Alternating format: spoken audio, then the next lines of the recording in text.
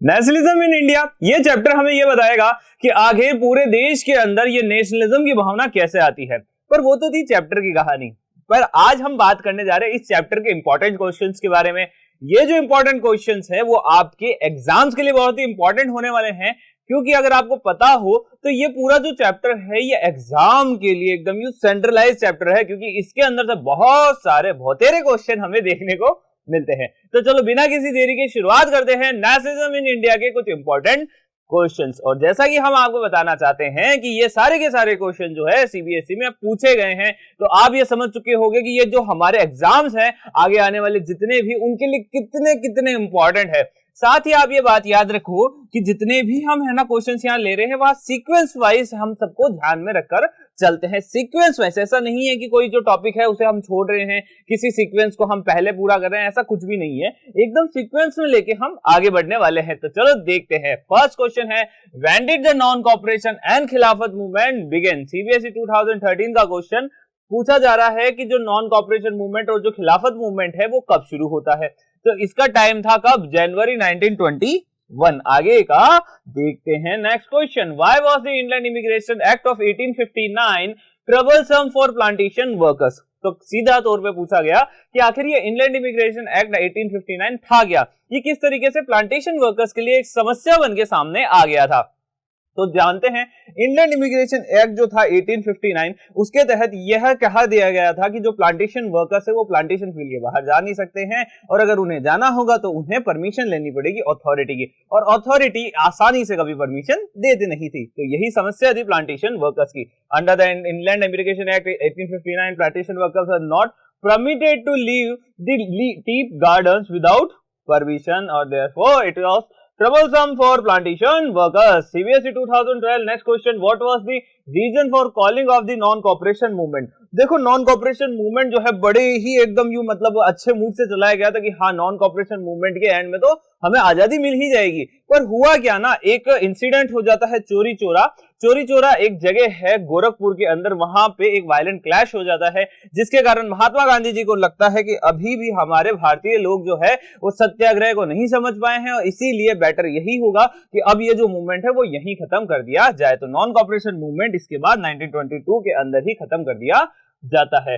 How many miles were covered in Gandhi ji salt march? Gandhi ji ने एक salt march करी थी सिविल डिसोबीडियंस के टाइम में, तो उस समय उस सिविल डिसोबीडियंस से पहले जो सॉल्ट मार्च हुई है उसके अंदर कितने माइल्स उन्होंने कवर किए थे? तो देखो गांधी जी का प्लान क्या था ना, फिक्स था। उनका प्लान यह था कि 24 डेज के अंदर हम 10 माइल्स हर एक दिन चलते जाएंगे, और हम है ना 24 डेज के अंदर साबरमती से हम दांडी पहुंच जाएंगे।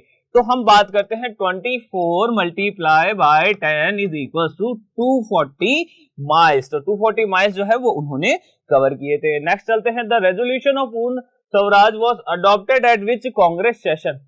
सीबीएसई 2014 का सेशन है, एक सेशन हुआ था कांग्रेस का, जिसके अंदर कांग्रेस ने यह फैसला लिया था कि अब तो हमें है ना पूर्ण स्वराज चाहिए। तो ये पूर्ण स्वराज का जो हमारा सेशन था वो हुआ था लाहौर के अंदर। लाहौर का एक सेशन था जो 1929 के अंदर किया गया था। इसके अंदर पूर्ण स्वराज का जो नोशन था उसको अडॉप्ट कर लिया गया था।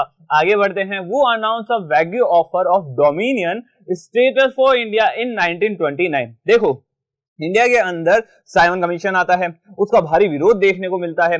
अब ऐसे में जो लॉर्ड इरविन होते हैं वो सोचते हैं कि अगर इन भारतीयों को शांत करना है तो कुछ उनको लॉलीपॉप वगैरह देनी होगी। तो उसी तरीके से वो एक हमारे लिए एक लेकर आते हैं डोमिनियन स्टेटस का ऑफर कि एक काम करते हैं इंडियंस, हम आपको है ना डोमिनियन स्टेटस दे देते हैं, आप खुश रहो। और डोमिनियन स्टेटस के अंदर होगा ये कि ऊपर वाली जो पावर होगी सुप्रीम पावर वो तो हम ही रहेंगे, नीचे आप अपना जितना भी काम करना चाहो वो आराम से कर लेना, कोई दिक्कत वाली बात नहीं है। तो कौन था? लॉर्ड वायसरॉय इरविन ने यह अनाउंस किया था वैग्यू ऑफर। कब किया था? 1929 को। आगे देखते हैं, what was the Rowlatt act, how did it affect the national movement? Rowlatt act क्या था, उसने किस तरीके से नेशनल मूवमेंट को अफेक्ट किया? तो सबसे पहले जानते हैं रॉलेट एक्ट के बारे में। तो रॉलेट एक्ट एक ऐसा एक्ट था जो गवर्नमेंट को इनॉमरस पावर्स देता था, जिससे गवर्नमेंट जो है वो किसी भी पॉलिटिकल एक्टिविटी में इन्वॉल्व किसी भी पर्सन को 2 साल का डिटेंशन दे सकती थी, और इस डिटेंशन पीरियड के अंदर किसी भी तरीके का ट्रायल भी नहीं करवाया जाता था। तो ऐसे में गवर्नमेंट के पास पावर आ गई कि किसी को भी उठा लो, 2 साल जेल में डाल दो। इसी के लिए इसे काला कानून भी कहा जाता है। तो रॉलेट एक्ट जो है एक ऑपरेसिव एक्ट था जो ब्रिटिश गवर्नमेंट लेकर आई थी। साथ ही साथ ये इनॉमरस पावर्स देता था रिप्रेस करने की पॉलिटिकल एक्टिविटीज को, ब्ला ब्ला ब्ला, डिटेंशन ऑफ पॉलिटिकल पर्संस। पढ़ लिया है हमने कितने सालों के लिए, 2 सालों के लिए। और यह जो है नेशनल मूवमेंट को किस तरीकों से अफेक्ट करता था उसके बारे में हम देखते हैं। तो देखो रॉलेट एक्ट जैसे ही आता है एग्जिस्टेंस में, अब इंडियंस जो है वो थोड़ा गुस्सा हो जाते हैं। इंडियंस गुस्सा हो जाते हैं कि यार ये कैसे कर दिया आपने, ऐसा क्या एक एक्ट लेकर आ गए जिस एक्ट में हम कभी भी कुछ कर ही नहीं पाएंगे, ऐसे तो हमारी कोई पॉलिटिकल एक्टिविटीज हो ही नहीं पाएगी, इंडिपेंडेंस मिल ही नहीं पाएगी। तो उसके बाद कई सारी रैलीज ऑर्गेनाइज की जाती है सिटीज के अंदर, वर्कर्स जो है स्ट्राइक पे चले जाते हैं। साथ ही हम देखते हैं जो शॉप्स होती है उनको पिकेट करने लग जाते हैं लोग, बाइकआउट वगैरह का वो जो सीन है वो भी अब आगे होने ही वाला था। ब्रिटिश एडमिनिस्ट्रेशन जो है वो सप्रेस करना चाहती थी नेशनलिस्ट को। एज ए लोकल लीडर्स, जितने भी लोकल लीडर्स थे ना उनको क्या कर दिया गया, पिकेट कर दिया गया, उनको उठा लिया गया। अमृतसर के अंदर गांधी जी की एंट्री को रोक दिया गया। साथ ही साथ अमृतसर और दिल्ली के अंदर, सॉरी दिल्ली और अमृतसर दोनों के ही अंदर देखा गया। तो वहां पे हम देख रहे थे बॉर्डर वहां खड़ी कर रहे थे कि हाँ भाई जितने भी लीडर्स वगैरह हैं उनको तो या तो जेल में डाल दो या उनका अंदर आने से रोक दो। अगला question, what was the circumstances which led to the Jallianwala Bagh incident. Jallianwala Bagh किस कारण हुआ था उसके बारे में पूछा गया। आगे, describe in brief the reaction of the people immediately after the incident. और लोगों का क्या रिएक्शन रहा जो हमारा जलियांवाला बाग हुआ उसके जस्ट बाद में। 2009 का क्वेश्चन है। तो देखो सबसे पहले हम बात करते हैं कि जलियांवाला जो हमारा इंसिडेंट हुआ था उससे पहले हम देखते हैं रॉलेट एक्ट आता है। रॉलेट एक्ट के कारण क्या होता है कि जो हमारी ब्रिटिश गवर्नमेंट थी उसके पास पावर आ जाती है। अब ब्रिटिश गवर्नमेंट के इस एक्ट के लिए है ना सभी लोग बड़े ही गुस्सा आ जाते हैं। यहां तक कि जब ये एक्ट पारित किया जा रहा था, इसको एक्ट बनाया जा रहा था, उस टाइम जो इंडियन मेंबर्स थे ना काउंसिल के, वो भी बहुत ज्यादा विरोध कर रहे थे कि ऐसा कोई एक्ट लाओ मत, लफड़ा हो जाएगा। पर जो हमारी ब्रिटिश गवर्नमेंट थी वो तो सुनने वाली कहाँ थी। फिर ऐसे में महात्मा गांधी जी कहते हैं कि देखो अभी हमने 3 सत्याग्रह कर दिए हैं और तीनों के तीनों सक्सेसफुल सत्याग्रह महात्मा गांधी जी के हो चुके थे। तो महात्मा गांधी जी ने सोचा एक और सत्याग्रह करते हैं और इस रॉलेट एक्ट को हटा देते हैं। तो महात्मा गांधी जी शुरू कर देते हैं रॉलेट एक्ट सत्याग्रह। तो कहानी की शुरुआत हुई थी रॉलेट एक्ट से, ठीक है, समझ गए। उसके बाद महात्मा गांधी जी कहते हैं कि सत्याग्रह शुरू कर देते हैं। महात्मा गांधी जी के ऐसे कहते ही लोग जो है रैलीज करने लग जाते हैं। डिफरेंट जगहों पे जो वर्कर्स थे वो स्ट्राइक्स पे चले जाते हैं, जो शॉप्स होती है वो क्लोज करने लग जाते हैं। पर होता क्या है, अमृतसर में मार्शल लॉ इम्पोज कर दिया जाता है। पर इससे मार्शल लॉ के बारे में उन लोगों को नहीं पता था जो जलियांवाला बाग में उस दिन इकट्ठा हुए थे। तो ऐसे में उन लोगों को पता होता नहीं है। तो वहां पे 13 अप्रैल बैसाखी का दिन था 1919 के अंदर। जनरल डायर वहां पे पहुंचते हैं, वहां पे खुले आम वो फायरिंग करना शुरू कर देते हैं। हजारों लोग मारे जाते हैं और इससे हम ये समझते हैं कि जो जलियांवाला बाग इंसिडेंट था वो भारत के इतिहास के अंदर आज तक का सबसे एक ना खौफनाक इंसिडेंट था।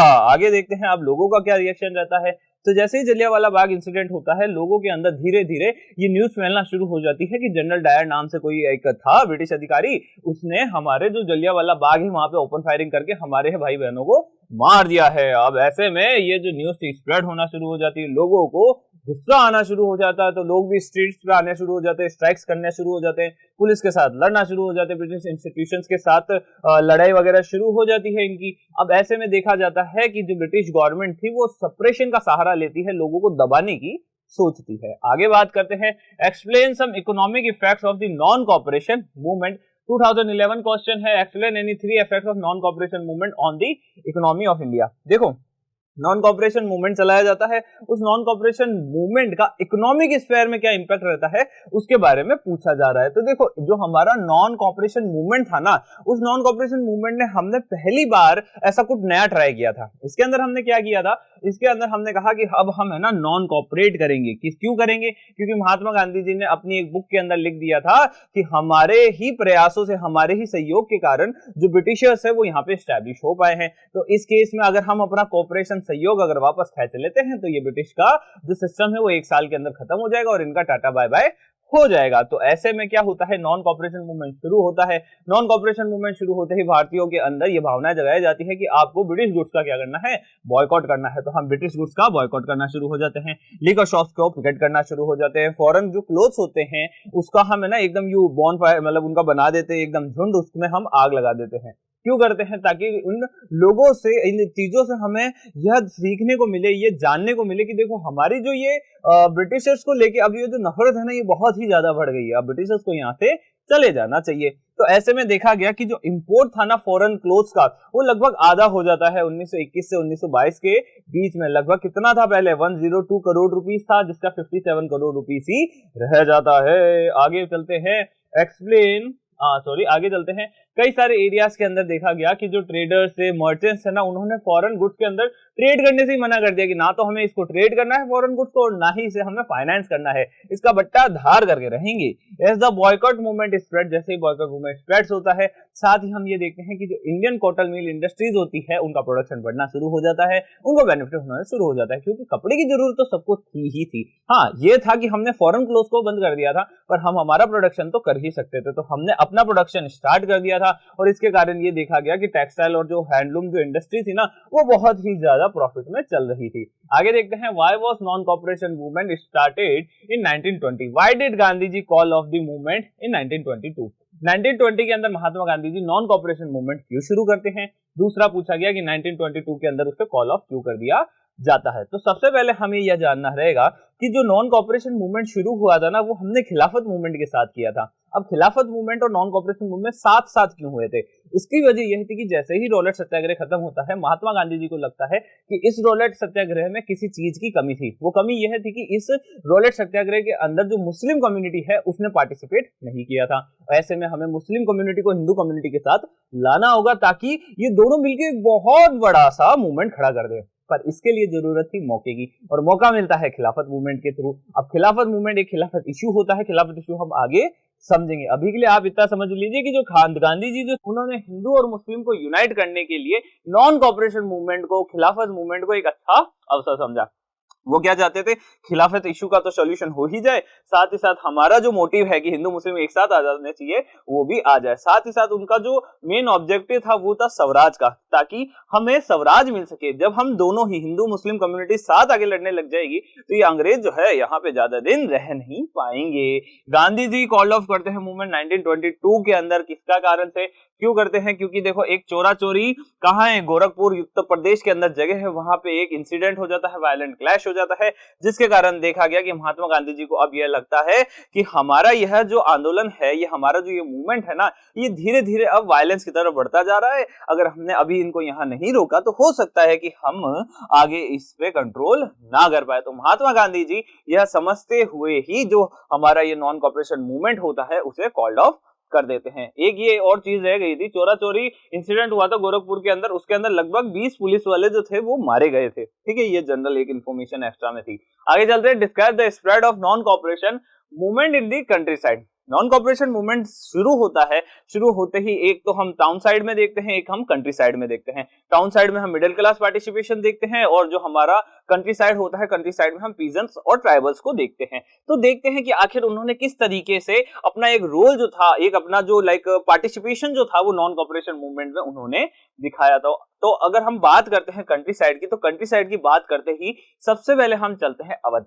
अवध किसान आंदोलन, एक ऐसा कुछ आंदोलन हुआ था, उसको लीड किया था वहां के बाबा रामचंद्र ने। बाबा रामचंद्र कौन थे? वो एक किसान नेता थे, अवध के ही। साथ ही बाबा रामचंद्र जो थे, वो फिजी से काम कर कर वापस ही इंडिया आए थे। फिजी के अंदर वो क्या कर रहे थे? वो एक इंडेंचर लेबर के रूप में काम कर रहे थे। यह जो पीजेंट मूवमेंट जो था ना, वो किसके अगेंस्ट में था? इनकी डिमांड क्या थी?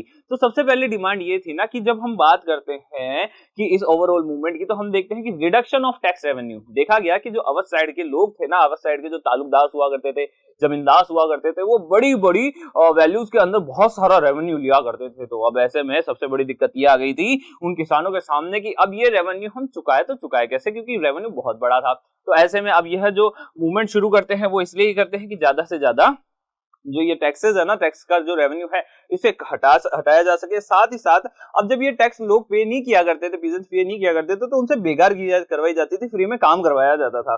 साथ ही करने का तरीका क्या था? अब ये मूवमेंट कर कैसे रहे थे? तो साथ ही ये मूवमेंट करने का तरीका था कि उनका सोशल सामाजिक बहिष्कार किया जाए, सोशल बायकॉट किया जाए, और ये जो ऑपरेसिव लैंडलॉर्ड्स है ना, इनको है ना नाई बंद, धोबी बंद जैसे कुछ है ना ऑर्गेनाइजिंग जो किए गए थे, ताकि हमें ना ज्यादा से ज्यादा इनको है ना सबक सिखा सके कि ये जो लैंडलॉर्ड है वो अपनी गलती माने कि आप इतना ज्यादा जो इतना ये रेवेन्यू वगैरह ले रहे हो वो आपको नहीं लेना चाहिए, एज वेल आपको बेकार भी नहीं करवाना चाहिए। अक्टूबर 1920 के अंदर अवध किसान सभा को सेटअप किया जाता है। कौन सेटअप करते हैं? तो हमारे जवाहरलाल नेहरू, बाबा रामचंद्र और उनके कुछ साथी लोग जो है वो अवध किसान सभा को क्या करते हैं? सेटअप करते हैं। साथ ही हम ये देखते हैं कि कुछ महीनों के अंदर ही 300 से ज्यादा ब्रांचेस जो है वो हमें गांव के अंदर देखने को मिलती है इस अवध किसान सभा की।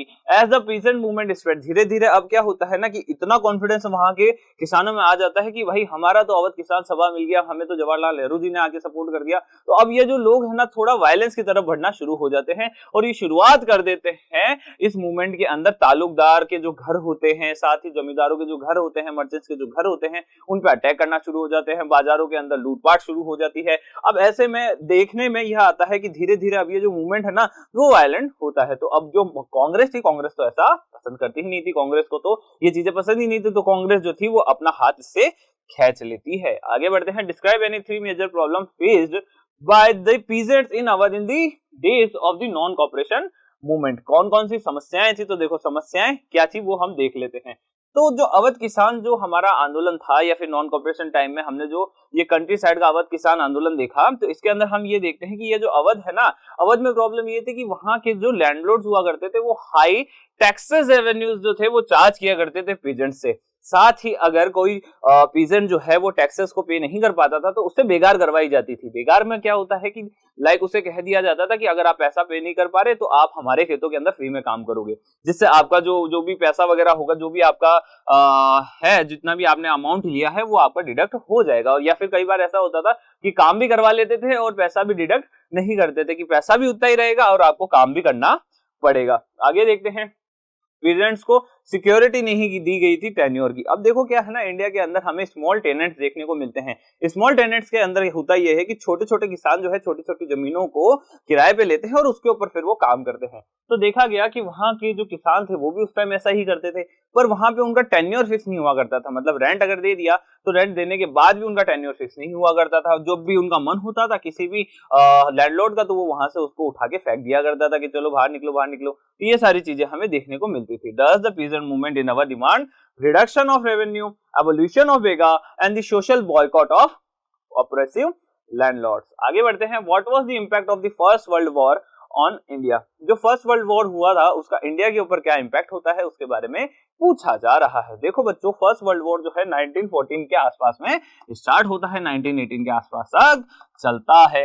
अब ऐसे में ये देखा गया कि पूरे वर्ल्ड पे ही इसका एक बहुत ही बुरा इंपैक्ट पड़ता है। भले ही हम पॉलिटिकल सिनारियो की बात करें, भले ही हम सोशल सिनारियो की बात करें, भले ही हम इकोनॉमिक सिनारियो की बात करें, तो ये देखा गया कि जैसे ही वर्ल्ड वॉर स्टार्ट होता है धीरे धीरे वो बहुत लंबे टाइम पीरियड तक खिंचता जाता है, जिसके कारण कई सारी प्रॉब्लम्स इंडिया को फेस करनी पड़ती है। प्रॉब्लम ये होती है कि देखो, जब वॉर चल रही थी तो वॉर के अंदर सबसे बड़ी दिक्कत आ रही थी पैसे की। अब पैसा लाया कहां से जाए? तो ब्रिटिशर्स ने सोचा कि हमारी एक कॉलोनी इंडिया है, वहां पे हम क्या करते हैं, टैक्सेस हाई कर देते हैं, टैक्सेस बढ़ा देते हैं, इनकम टैक्स को हम इंट्रोड्यूस कर देते हैं, जिससे वहां से हम ज्यादा से ज्यादा पैसा निकाल सके। तो ज्यादा से ज्यादा पैसा लाने के लिए टैक्सेस बढ़ा दिए जाते हैं, कस्टम ड्यूटीज बढ़ा दी जाती है, इनकम टैक्स इंट्रोड्यूस कर दिया जाता है। साथ ही ये देखा गया कि फोर्सली रिक्रूट किया जा रहा था विलेजर्स को। अब देखो, जब कोई वॉर चलती है तो वहां पे पैसा और लोग दोनों ही लगते हैं, तो पैसे के लिए तो टैक्स वगैरह हो चुका था, अब लोग भी चाहिए थे, तो लोगों के लिए उन्होंने पूरा का पूरा सिस्टम जो है रिक्रूटमेंट का वो शुरू कर दिया था इंडिया के अंदर। फिर साथ ही हम देख रहे थे कि जब इतना वॉर वगैरह चल रहा था तो उसके कारण अब ये होता है कि धीरे धीरे जो प्राइसेस होती है ना गुड्स की या फूड की, हम किसी भी चीज की कह सकते हैं, वो भी बढ़ना शुरू हो गई थी। Why did the non cooperation movement gradually slow down in cities? Explain 2 reasons. देखो, नॉन कॉपरेशन मूवमेंट को शुरू बड़ी उम्मीदों के साथ किया गया था, पर देखो बच्चों, जब कोई भी मूवमेंट लंबा चलने लग जाता है ना तो धीरे धीरे देखा जाता है कि लोगों के अंदर इतनी कैपेसिटी नहीं रहती कि उस मूवमेंट को ज्यादा लंबा सह सके, तो इसके कारण जो मूवमेंट है वो स्लो होना लग जाता है। मेजरली एक ये कारण होता है। अब हम बात कर लेते हैं कि आखिर ये बुक में हमारा क्या दे रखा है, तो देखो, Why did non-cooperation movement gradually slow down in city? Explain 2 reasons। तो सबसे पहला रीजन यह था कि हमारे जो ये नॉन कॉपरेशन मूवमेंट शुरू हुए थे, इस नॉन कॉपरेशन मूवमेंट के अंदर हमने कहा कि जो ये ब्रिटिश गुड्स है उनको आप बाइकआउट कर दो, ब्रिटिश टेक्सटाइल है उसको आप बाइकआउट कर दो, पर हमारा जो यहाँ का खादी क्लोथ हुआ करता था ना, खादी बहुत महंगा हुआ करता था। अब जो खादी महंगा हुआ करता है तो और उसको हाथ से बनाया जाता था, उस टाइम उसकी डिमांड बढ़ गई थी तो उसकी प्राइस और ज्यादा बढ़ गई थी। तो गरीबों की एक होती है ना परचेजिंग कैपेसिटी से वो बाहर जा चुका था। तो ऐसे में जो गरीब लोग होते थे वो ज्यादा टाइम तक इस खादी को ना तो वियर कर सकते थे ना ही उसे खरीद सकते थे। तो अब ऐसे में लोगों के सामने दिक्कत खड़ी हो जाती है। उनको ये लगता है कि अगर ज्यादा लंबे समय तक ये हमारा जो मूवमेंट है वो जाता रहा तो ऐसे में हमें देखने को मिलेगा कि हमारे पास तो कपड़ा ही नहीं होगा। तो अब धीरे धीरे वो जो लोग होते हैं वो खादी से वो लोग कहाँ शिफ्ट हो जाते हैं वापस से, जो ब्रिटिश के चीप गुड्स होते थे, चीप टेक्सटाइल, चीप क्लोथ्स हुआ करते थे, वहां पे वो शिफ्ट होना शुरू हो जाते हैं। तो ऐसे में जो पुअर जो होते थे उन्होंने फॉरेन गुड्स की तरफ वापस जाना शुरू कर दिया था।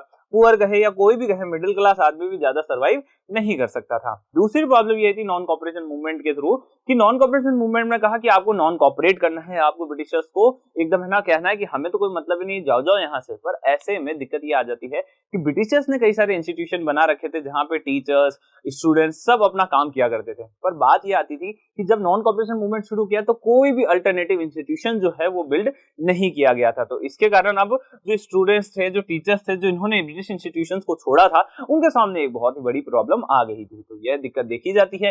पर इस दिक्कत के कारण जो हमारा जो नॉन कॉपरेशन मूवमेंट है वो स्लो होना शुरू हो जाता है। साथ ही अगर हम लॉयर्स की भी बात करें, अदर प्रोफेशनल्स की भी बात करें, तो वो धीरे धीरे वो जो लोग थे वो वापस अपनी जगहों पे लौटना शुरू कर दिए थे। इसी के कारण हम देखते हैं कि मूवमेंट जो था वो स्लो डाउन हो गया था। Who was Alluri Sitaram Raju explain his role in inspiring the rebels with गांधीजी's idea। जो हमारे अलूरी सीताराम राजू थे ये कौन थे, साथ ही वो किस तरीके से हमारा जो एक रिबल्स को, हमारा जो रिबल्स वाला मूवमेंट रहा है उसको किस तरीके से इंस्पायर करते हैं गांधी जी के आइडिया के साथ। तो चलो बहुत अच्छा एक अच्छा क्वेश्चन है ये, क्योंकि ये हमें बताएगा कि अलूरी सीताराम राजू जो व्यक्ति विशेष थे उनका क्या रोल रहा था हमारे पूरे एक नेशनल मूवमेंट के अंदर। तो चलो बात करते हैं अलूरी सीताराम राजू के बारे में। तो अलूरी सीताराम राजू गुडेम हिल्स ऑफ आंध्र प्रदेश के एक ट्राइबल के क्या थे, लीडर थे। ठीक है, ट्राइब्स जो वहां की हुआ करती थी ना उसके लीडर थे ये। और इन्होंने क्या किया, इन्होंने मिलिटेंट गोरिल्ला वॉरफेयर किया था 1920s, अर्ली 1920s के अंदर। रोल क्या था अब इनका कि किस तरीके से उन्होंने रिबेल्स को इंस्पायर किया। अब जो ट्राइबल्स हुआ करते थे ना, ट्राइबल्स हम कह सकते हैं, और अदर इंडियंस की भी हम बात कर सकते हैं, किसी की भी बात करें, सभी लोग परेशान थे ब्रिटिश से। तो ये लोग भी जो थे वो ब्रिटिश की पॉलिसी से बहुत ज्यादा परेशान थे। ऐसे में महात्मा गांधी जी जो थे उनका रोल एक बार आ रहा है। इसके साथ ही ब्रिटिशर्स की पॉलिसी से तो परेशान ही थे, साथ ही ब्रिटिशर्स क्या चाहते थे ना कि पहले तो हम है ना इनका पूरा इनका क्या करें, शोषण करें। ठीक है, अच्छे से किस तरीके से इनसे है ना हम फ्री में काम करवा सकते हैं, इनसे हम फ्री में रोड बनवा देते हैं, बहुत सारी जो भी कंस्ट्रक्शन वगैरह वर्क होंगे वो भी हम इनसे फ्री में करवा लेंगे। तो धीरे धीरे जो ट्राइब्स हुआ करते थे ना अब वो नाराज होने लगे। तो ट्राइब्स अगर नाराज होने लगेंगे तो वो क्या करेंगे, तो वो कुछ ना कुछ एक्टिविटी तो करने वाले थे। अब ऐसे में आते हैं राजू। राजू क्या करते हैं, राजू जो है वो वहां के जो लोग होते हैं उनको बहुत ही ज्यादा इंस्पायर करते हैं। महात्मा गांधी जी के वो बहुत बड़े फॉलोअर होते हैं। वो महात्मा गांधी जी के नॉन कॉपरेशन मूवमेंट को हमेशा सपोर्ट कर रहे थे। साथ ही साथ उनका यह मानना था कि महात्मा गांधी जी जो भी कर रहे हैं बहुत ही अच्छा है। इसी कारण से उन्होंने खुद ने खादी वेयर करना शुरू कर दिया था। उन्होंने जो ड्रिंकिंग हुआ करती थी अल्कोहल की उसको गिव अप करने के लिए लोगों को कहना शुरू कर दिया था। पर इसी के साथ साथ उनका यह मानना था कि देखो बाकी सब चीजें तो सही है गांधी जी की, पर हमें अगर आजादी चाहिए, हमें हमारी प्रॉब्लम का सोल्यूशन चाहिए तो उसके लिए हमें लड़ना होगा। ठीक है, उसके लिए हमें वायलेंस करना होगा। बिना वायलेंस के हम कुछ भी नहीं कर पाएंगे। देखो वो क्या थे, ट्राइबल्स से, ट्राइबल्स के ब्लड में ही होता है कि हमें लड़ना है, हमें लड़ना है, हमें लड़ना है। तो ऐसे में शांति जो थी वो उनके लिए नहीं बनी थी। What was the type of flag was design during the Swaraj movement in Bengal, explain its main features. अब होता क्या है ना बच्चों, आज जो हम इंडिया का फ्लैग देखते हैं वो हमेशा से हमारे इंडिया का फ्लैग नहीं हुआ करता था। पहले इंडिया का फ्लैग कुछ और हुआ करता था। मतलब होता है ना जैसे कि पहले है ना एक फोन आया करता था, फोन क्या हुआ करता था, पहले कीपैड फोन आया करते थे, फिर स्क्रीन टच फोन आने लग गए। अब आज हम धीरे धीरे आगे बढ़ते जा रहे हैं तो हमारे रिस्ट पे भी वॉच आ जाती है जिसमें भी हम फोन के जितने भी वर्क्स होते हैं वो कर पाते हैं। तो धीरे धीरे हमें पता पड़ रहा है कि हमारा जो है एवोल्यूशन हो रहा है। ठीक उसी तरीके से हमारा जो फ्लैग था ना उसका भी एवोल्यूशन हुआ है। तो स्वराज के टाइम पे जब स्वराज चल रहा था, स्वराज मूवमेंट चल रहा था बंगाल टाइम में, उस समय हमारा जो फ्लैग था वो किस तरीके से दिखता था और उसके क्या क्या मेन फीचर्स थे। तो सबसे पहले हम बात करते हैं हमारे स्वराज के समय के फ्लैग की। तो स्वराज के समय जो हमें फ्लैग देखने को मिला था वो ट्राई कलर का हुआ करता था, 3 कलर उसमें हुआ करते थे। साथ ही साथ बाहर design by the Bengal by Mahatma Gandhi ji ने भी इसे बनाया था। तो इस फ्लैग की सबसे बड़ी खूबसूरती क्या थी? तो इस फ्लैग की सबसे बड़ी खूबसूरती ये थी कि जैसे कि आज हमें इंडिया के अंदर 28 स्टेट्स देखने को मिलते हैं, उस समय हमें इंडिया के अंदर 8 प्रोविंसेस देखने को मिलते थे। तो इस फ्लैग के अंदर सबसे पहले हमने 8 लोटसेस को देखा जिसने 8 प्रोविंसेस को रिप्रेजेंट किया उस समय की, जो हमें ब्रिटिश इंडिया की देखने को मिलती थी। साथ ही उस समय की बात करें तो इंडिया के अंदर 2 मेजर कम्युनिटी हिंदू और मुस्लिम देखने को मिलती थी। अब हिंदू जो है, हिंदू किसे मानते हैं? हिंदू मानते हैं सन को, और जो हमारे मुस्लिम्स है वो किसे मानते हैं? वो मानते हैं इसको, आधे चांद को। तो इन दोनों ही चीजों को, इन दोनों ही सिंबल्स को उस फ्लैग के अंदर यूज किया गया। आगे हम बात करते हैं, इसके 3 कलर हमें देखने को मिले, रेड, ग्रीन एंड व्हाइट। अब रेड, ग्रीन एंड व्हाइट जो है वो अलग अलग चीजों को रिप्रेजेंट करते थे। साथ ही इसके अंदर जो है हमें एक स्पिनिंग व्हील भी देखने को मिलता था सेंटर के अंदर। आगे बढ़ते हैं, symbol of defence, it represented Gandhi ideal of self help. जो ये हमारा चरखा हमें देखने को मिला ना, ये चरखा हमें बताता था कि ये जो गांधी जी है, ये गांधी जी सेल्फ हेल्प के ऊपर ज्यादा से ज्यादा विश्वास करते हैं। आगे बढ़ते हैं हम नेक्स्ट क्वेश्चन की तरफ। Explain the reason for the Lahore session of the Congress in 1929 to be called the historical session. अब देखो होता यह है कि एक लाहौर के अंदर सेशन किया जाता है 1929 के अंदर, वो बहुत ही ज्यादा हिस्टोरिकल है हमारे इंडियन हिस्ट्री के पर्सपेक्टिव से। अब बात कर लेते हैं कि आखिर लाहौर मूवमेंट हुआ क्यों था। एक तो ये भी है कि mention the main contents of Indian national Congress in December 1929 held under the leadership of Jawaharlal Nehru. तो चलो बात करते हैं इसके बारे में। तो चलो देखते हैं तो हुआ क्या था ना। एक सेकंड थोड़ा सा दिक्कत हो गया। अनसर्टन डोमिनियन स्टेटस, ये थोड़ा एक वाला क्वेश्चन जो है वो बीच में आ गया है। चलो कोई बात नहीं, रिपीट हो गया, कोई दिक्कत वाली बात नहीं। चलो आगे देखो। अब देखो होता क्या है ना कि एक लाहौर कांग्रेस का एक सेशन हमें देखने को मिलता है। वो हुआ क्यों था? तो देखो सबसे पहले हमारे इंडिया के अंदर आते हैं कौन? Simon commission. Simon commission India आता है, इंडियंस बोलते हैं अरे किसने बुलाया बे, चले जाओ वापस से। तो ऐसे में उन्हें ऐसा बोल दिया जाता है। अब ये देखते हुए जो वहां उस समय के जो लॉर्ड वायसरॉय थे, लॉर्ड इरविन जो थे, वो सोचते हैं कि इंडियंस जो है वो साइमन कमीशन को बिल्कुल पसंद नहीं कर रहे, और ये पसंद नहीं करेंगे तो इससे ये क्या करेंगे, ये एक्टिविटीज करेंगे। एक्टिविटीज से करेंगे मतलब मूवमेंट वगैरह करेंगे, जिससे प्रॉब्लम हमें ही होनी है। तो ऐसे में लॉर्ड इरविन पहले ही कह देते हैं कि एक काम कर लेते हैं, इंडियंस साथ में बैठते हैं, डोमिनेंट स्टेटस पे बात करते हैं, थोड़ा आपका भी फायदा हो जाएगा, थोड़ा हम भी बैठे रह जाएंगे यहाँ पे। पर हमारे उस टाइम के जो रेडिकल, जो उस टाइम के जो हमारे युवा नेता जवाहरलाल नेहरू, सुभाष चंद्र बोस, वो कह देते हैं कि आपका जो ये डोमिनेंट स्टेटस है ना, जो आप अपनी जेब में रखिए, हमें इसकी जरूरत नहीं है, हमें तो चाहिए पूर्ण स्वराज। पूर्ण स्वराज का क्या मतलब था? मतलब फुल इंडिपेंडेंस चाहिए थी। क्यों चाहिए थी? क्योंकि हमने ये देखा कि हमारा ही मतलब लाइक इंडिपेंडेंस है, हमारा ही नेशन है, और हमें ही इंडिपेंडेंस नहीं मिल रही है। क्यों नहीं मिल रही? क्योंकि वो इरविन कह रहा है कि आपको हम डोमिनेंट स्टेटस दे देते, इंडिपेंडेंस का आप क्या करेंगे। तो ऐसे में जो वहां उस समय के जो कांग्रेस का like were not made by this announcement at the liberals and moderation in Congress influence by radical. हाँ देखो उस समय की जो कांग्रेस थी ना, वो जवाहरलाल नेहरू और सुभाष चंद्र बोस जो थे ना, उस टाइम उसके बहुत ही ज्यादा एक होता है एक्टिव जो थे नेता थे। लाहौर कांग्रेस की जाती है, उस समय के प्रेसिडेंट होते हैं जवाहरलाल नेहरू। जवाहरलाल नेहरू कहते हैं कि हमें चाहिए पूर्ण स्वराज। कब कह देते हैं? दिसंबर 1929 के अंदर पूर्ण स्वराज चाहिए। पूर्ण स्वराज कब तक चाहिए? कि कंप्लीट इंडिपेंडेंस चाहिए, और साथ ही साथ 26 जनवरी 1930 को हम इंडिपेंडेंस डे भी एज एन सेलिब्रेट भी कर लेते हैं उसी दिन की। हाँ देखो 26 जनवरी 1930 को हम सेलिब्रेट कर लेंगे कि हमारा वो इंडिपेंडेंस डे है। Next question, explain the effects of world wide economic depression on India towards the late 1920s। 1920s के बाद देखने को मिला कि पूरे वर्ल्ड के अंदर इकोनॉमिक डिप्रेशन चल रहा था। तो चलो देखते हैं कि कैसा इकोनॉमिक डिप्रेशन का इंपैक्ट पड़ता है इंडिया के ऊपर। तो देखो इकोनॉमिक डिप्रेशन आने का कारण क्या था? तो सबसे पहले ये जान लो कि इकोनॉमिक डिप्रेशन इसलिए आया था क्योंकि कई सारे जो देश थे वो एक दूसरे के ऊपर निर्भर हो गए थे। एक वर्ल्ड जो था ग्लोबलाइज हो चुका था। ग्लोबलाइज वर्ल्ड के अंदर अगर एक देश को भी दिक्कत होती थी तो उसका जो इंपैक्ट है पूरे वर्ल्ड के ऊपर पड़ने वाला था। अब हम देखते हैं कि इंडिया के ऊपर क्या इफेक्ट पड़ता है। तो देखो इंडिया का जो एक्सपोर्ट था ना, वो लगातार अब गिरना शुरू हो जाता है। इंडिया का क्या, वर्ल्ड की हर एक कंट्री का एक्सपोर्ट जो था वो उस टाइम गिरना शुरू हो चुका था। एक्सपोर्ट गिर क्यों रहा था? क्योंकि एक्सपोर्ट गिरने का कारण यही था कि अब है ना कंट्रीज के पास पैसा ही नहीं था। पैसा नहीं था तो वो किसी भी चीज को खरीदते ही कैसे, और जब खरीदने का पैसा ही नहीं, खरीद नहीं सकते थे, तो जो एक्सपोर्ट था वो तो गिरना ही गिरना था। साथ ही हमें देखने को मिलता है कि उस समय एग्रीकल्चर जो था ना वो पूरी इकोनॉमी का सबसे मेजर पार्ट हुआ करता था इंडिया का, और ऐसे में एग्रीकल्चर जो प्राइसेस थी ना वो लगातार गिर रही थी। तो एग्रीकल्चर प्राइसेस गिरने से हमारे किसानों को बहुत ज्यादा प्रॉब्लम होने को देखने को मिल रही थी। पर प्रॉब्लम हमारे किसानों को हो रही थी कि उनके जो एग्रीकल्चर गुड्स है उनकी प्राइसेस गिर रही है, पर जो ब्रिटिश गवर्नमेंट थी ना वो उसके बावजूद भी हाई टैक्सेस जो थी वो हमसे चार्ज कर रही थी। इकोनॉमिक अनस्टेबिलिटी आ चुकी थी, कॉलोनियल रूल जो था ना उसे एक अपॉर्चुनिटी मानते हुए कि हाँ अब गांधी जी जो है ना वो बड़े ही समझदार थे। उन्होंने ये सोचा कि देखो लोग अभी इकोनॉमिक डिप्रेशन से परेशान है, साथ ही अब सभी चाहते हैं कि ये जो ब्रिटिश रूल है उनका कुछ ना कुछ कार्यक्रम किया जाए। तो इसी के लिए महात्मा गांधी जी जो है वो सिविल डिसोबीडियंस मूवमेंट भी एज एन मौका समझ के इस इकोनॉमिक डिप्रेशन को शुरू कर देते हैं 1930s के अंदर। आगे देखते हैं, explain the role of Ambedkar in uplifting the Dalits and the depressed classes. अब हम बात करेंगे डॉक्टर भीमराव अंबेडकर की कि उनका क्या रोल रहा है कि हमारे जो दलित भाई है, जो डिप्रेस क्लासेस में हमारे लोग हैं, उनके अपलिफ्टमेंट के अंदर। तो देखो बच्चों, डिप्रेस क्लासेस दलित कौन होते हैं?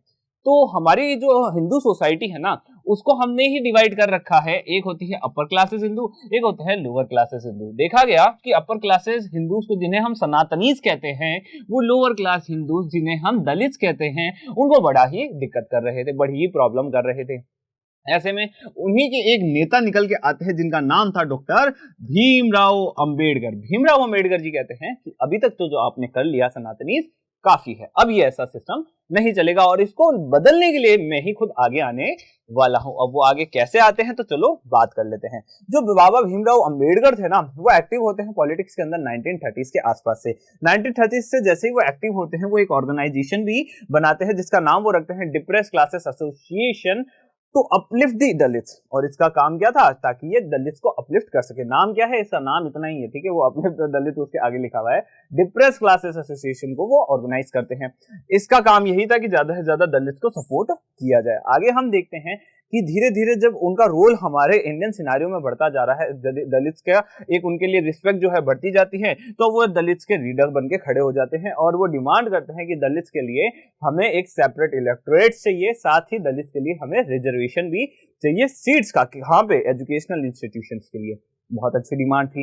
अब ऐसे में जो है हमारे महात्मा गांधी जी जो थे वो कहते हैं कि हम जो है ना किसी भी तरीके का इलेक्टोरल जो ये है ना इलेक्टोरल जो हमारा इलेक्टोरेट है, सेपरेट इलेक्टोरेट, वो हम आपको प्रोवाइड नहीं कर सकते हैं। क्यों नहीं कर सकते? क्योंकि महात्मा गांधी जी का मानना था कि अगर एक सेपरेट इलेक्टोरेट दे दिया गया दलित को तो उससे हमारा जो देश होगा वो विभाजित हो जाएगा, वो डिवाइड हो जाएगा और इतना बुरा डिवाइड होगा कि वो कभी भी वापस से यूनाइट नहीं हो पाएगा। जो दलित है वो हमेशा के लिए हिंदू सोसाइटी से दूर हो जाएंगे। तो महात्मा गांधी जी ऐसा नहीं चाहते थे, तो इसके लिए वो अनशन करते हैं यरवाड़ा जेल के अंदर बैठ के। वहां पे फिर भीमराव अंबेडकर आते हैं। भीमराव अंबेडकर आते हैं, महात्मा गांधी जी को कहते हैं कि चलिए ठीक है, आप जैसा कहते हैं वैसा ही कर लेते हैं, सेपरेट इलेक्टोरेट नहीं चाहिए हमें, तो आप जो रिजर्वेशंस है ना वो आप प्रोवाइड करवा देना शांति से। प्रोविंशियल और सेंट्रल काउंसिल के अंदर भी हम आपको रिजर्वेशन जो है वो आप प्रोवाइड करवा देना, बस इतना ही उनकी डिमांड थी। तो प्रोवाइड करा दो, शांति खत्म, सारा का सारा खेल। Why did Gandhi ji launch the civil disobedience movement? Explain any 3 reason.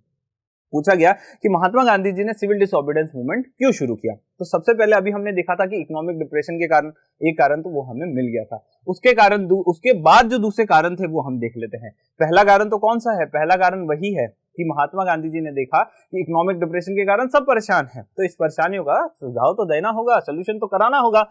उसके बाद महात्मा गांधी जी क्या करते हैं, एक लेटर लिखते हैं 31 जनवरी 1930 को लॉर्ड वायसरॉय इरविन को। अब इसके अंदर यह लिखा हुआ था कि है ना हमारी एक 11 डिमांड्स हैं, ठीक है, आप इन 11 डिमांड्स को जो है ना पूरा कर दो। अगर आप डिमांड्स को पूरा नहीं करोगे तो फिर हमें मनाना आता है हमारी डिमांड्स को। हम कैसे मनाएंगे? हम तो सीधा सिविल डिसोबीडियंस मूवमेंट कर देंगे। तो महात्मा गांधी जी 11 डिमांड्स रखते हैं। इन 11 डिमांड्स के अंदर जनरल जितनी भी डिमांड्स थी हर एक क्लास की, डिफरेंट डिफरेंट क्लासेस की, वो सारी की सारी जो डिमांड्स होती है वो इस 11 डिमांड के अंदर वो कवर कर लेते हैं। पर जैसा कि महात्मा गांधी जी को पता था कि जो हमारे लॉर्ड इरविन है वो हमेशा यही करेंगे, क्या करेंगे, वो इस पूरी डिमांड को रिफ्यूज कर देंगे। जैसे ही वो रिफ्यूज करेंगे हम सिविल डिसोबीडियंस मूवमेंट शुरू कर देंगे। अब सिविल डिसोबीडियंस मूवमेंट शुरू तो करना था, पर उसके लिए एक मोटा रीजन यह भी था कि उस समय के अंदर हम देखते हैं कि टैक्स जो है ना वो सॉल्ट के ऊपर लगाया जाता था। अब जो टैक्स जो सॉल्ट है ना वो हमारे सोसाइटी के हर एक व्यक्ति के लिए बहुत ही ज्यादा इंपॉर्टेंट है, क्योंकि भाई सॉल्ट तो सबको चाहिए ना, खाने में नमक किसको नहीं चाहिए, सबको नमक चाहिए होता था। पर जो गवर्नमेंट थी ना उसने मोनोपोली कर ली थी कि कोई भी व्यक्ति जो है वो सॉल्ट का प्रोडक्शन नहीं कर सकता, करता है तो उसे हम पनिश करेंगे। महात्मा गांधी जी कहते हैं कि इस लॉ को हमें रिमूव करना होगा, ऐसा बिल्कुल भी चलने वाला नहीं है। तो इसके लिए महात्मा गांधी जी सिविल डिसोबीडियंस मूवमेंट शुरू करते हैं। शुरुआत जो है वो होती है सॉल्ट मार्च से। सॉल्ट मार्च कैसे होती है, तो सॉल्ट मार्च जो है वो साबरमती आश्रम से शुरू होती है, डांडी पे जाके खत्म होती है। डांडी पहुंचते हैं, महात्मा गांधी जी मैन्युफैक्चर करते हैं सॉल्ट को। कैसे करते हैं, पानी गर्म करते हैं, वहां का जो पानी होता है डांडी का उसे गर्म करते हैं, पानी गर्म करके वो नमक बना देते हैं। अब अगर इतना भी किसी को नहीं पता कि वहां पे महात्मा गांधी जी ने पानी गर्म करके कैसे नमक बना लिया, तो सर ऐसा इस हिसाब से तो हम घर पे भी पानी गर्म करके नमक बना सकते हैं। अगर किसी को यहाँ पे दिक्कत है ना बच्चों, तो अब आप बहुत बड़ी समस्या में आ चुके हो, क्योंकि अगर आपको ये भी नहीं पता तो आपको पूरा का पूरा चैप्टर एक बार अच्छे से देखना होगा। आपकी प्रिपरेशन अभी भी अधूरी है, और पता है तो चलो जय जिता बात। तो चलो आगे देखते हैं, cooperation with British, the salt march mark the beginning of the civil disobedience movement. आगे देखते हैं, why did Mahatma Gandhi find in salt a powerful symbol that could unite the nation. Mahatma Gandhi ji ने सॉल्ट को ऐसा क्यों समझा कि ये जो सॉल्ट है ना, ये सॉल्ट पूरे नेशन को यूनाइट करने वाला है। तो एज एन सॉल्ट को ही क्यों महात्मा गांधी जी ने अपना मुद्दा चुना। तो देखो सबसे पहली बात ये थी ना, गरीब हो अमीर हो, कम खाना खाने वाला हो ज्यादा खाने खाने वाला हो, नमक तो सबको चाहिए। ऐसा कुछ भी नहीं है कि ये जो सॉल्ट है वो किसी को, लाइक जो अमीर होते हैं, जो रिचेस होते हैं उनको ज्यादा सॉल्ट की जरूरत पड़ती है, जो पुअर होते हैं उनको कम सॉल्ट की जरूरत पड़ती है। ऐसा कुछ नहीं, सॉल्ट तो सबको चाहिए खाने के अंदर, ऐसा बिल्कुल भी नहीं है कि किसी को कम चाहिए किसी को ऐसा वैसा कुछ भी नहीं है, सबको नमक तो चाहिए ही चाहिए। फिर देखा गया कि जो ये सॉल्ट है ना ये सब लोग यूज करते हैं, पर जो ब्रिटिश गवर्नमेंट है उसने उसके ऊपर बहुत ज्यादा टैक्सेस लगा दिया है, इसके ऊपर मोनोपोली कर दी है इसके प्रोडक्शन के ऊपर। इससे हमारे जो लोग हैं उनके ऊपर है ना बहुत बड़ी प्रॉब्लम आ रही है, और ये जो प्रॉब्लम्स है ना वही हमें बताती है कि यह जो कम्युनल पावर है ना, इसका जो फेस है, जो रियल फेस है, जो ऑपरेसिव फेस है, वो कितना खराब है। गांधी जी सोचते हैं कि हमें एक मूवमेंट चलाना चाहिए ताकि हम इस ऑपरेसिव फेस को लोगों को बता सके, पूरे वर्ल्ड को बता सके, एज वेल एज जो हमारे लोग हैं जिनके ऊपर सॉल्ट टैक्स के कारण जो दुविधाएं आ रही है, समस्या आ रही है, उसको सॉल्व करवाया जा सके। पर महात्मा गांधी जी यह जानते थे कि सॉल्ट जो है ना वो एक मुद्दा ऐसा भी है जिसमें हर एक स्टार्ट कवर हो जाता है, हिंदू मुस्लिम सिख ईसाई सब एक साथ ही आके खड़े हो जाएंगे। आगे देखते हैं, साथ ही ये जो हमारे पूरा नेशन है उसको यूनाइट कर सकता है। So he give ultimatum to British government. तो वो एक ब्रिटिश गवर्नमेंट को अल्टीमेटम देखते हैं। अब अल्टीमेटम कैसे देते हैं, तो महात्मा गांधी जी ने अभी ही पहले क्वेश्चन के अंदर जो हमारे लॉर्ड इरविन थे उन्हें 11 डिमांड्स पकड़ाई थी, वही जो 11 डिमांड्स थी वो एज एन अल्टीमेटम थी। अल्टीमेटम क्यों थी, क्योंकि गांधी जी ने उसमें लिख दिया था कि अगर आपने इन 11 डिमांड्स को नहीं माना तो हम सॉल्ट मार्च शुरू कर देंगे, सिविल डिसोबीडियंस मूवमेंट शुरू कर देंगे। तो होता भी कुछ ऐसा ही है। गांधी जी जो थे उन्होंने सॉल्ट मार्च को शुरू किया। सॉल्ट मार्च उन्होंने अपने 78 ट्रस्टेड जो वॉलंटियर्स थे उनके साथ शुरू किया। इसकी शुरुआत होती है उनके ही आश्रम साबरमती से, और कहां तक जाती है, डांडी तक जाती है।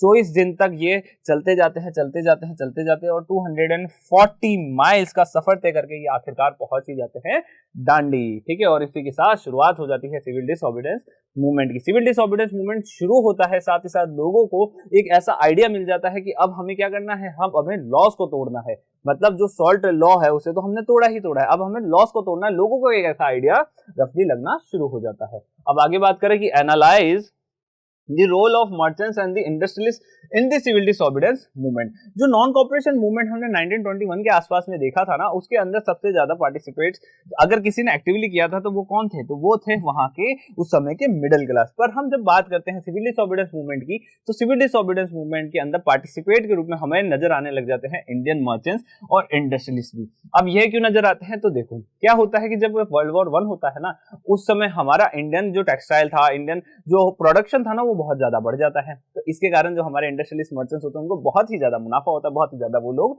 पैसा कमा लेते हैं। अब है ना महात्मा गांधी जी का जो ये सिविल डिसोबीडियंस मूवमेंट था, इससे वो ये चाहते थे कि जो ये ब्रिटिशर्स इतना जो ये रिस्ट्रिक्शन ला रहे हैं ना ट्रेड के अंदर, पहली बात तो वो दूर करवाया जाए।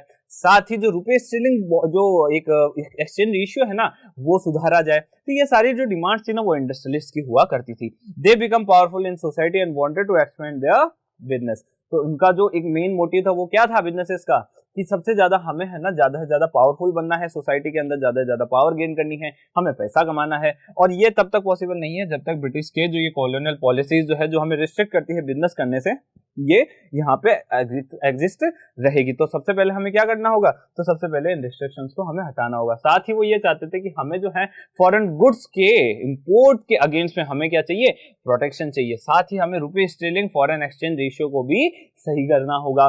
साथ ही the industrialist criticise colonial control over the Indian economy and supported the civil disobedience movement at its first stage।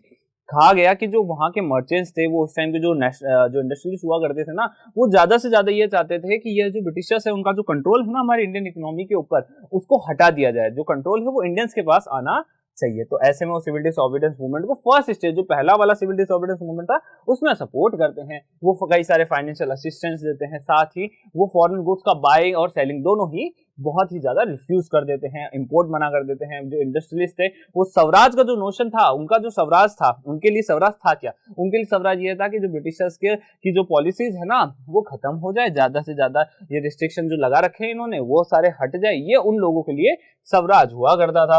As a result trade and business would flourish without constraint. और इसी के साथ जो हमारा बिजनेस है ना वो बिना कंस्ट्रेंट्स के आगे बढ़ पाएगा। और वो कब बढ़ेगा, जब हम ब्रिटिशर्स की पॉलिसीज को डिस्करेज करेंगे, जब हम ब्रिटिशर्स की पॉलिसीज को हटाएंगे। अगला question, explain 4 points about Gandhi ji सत्याग्रह।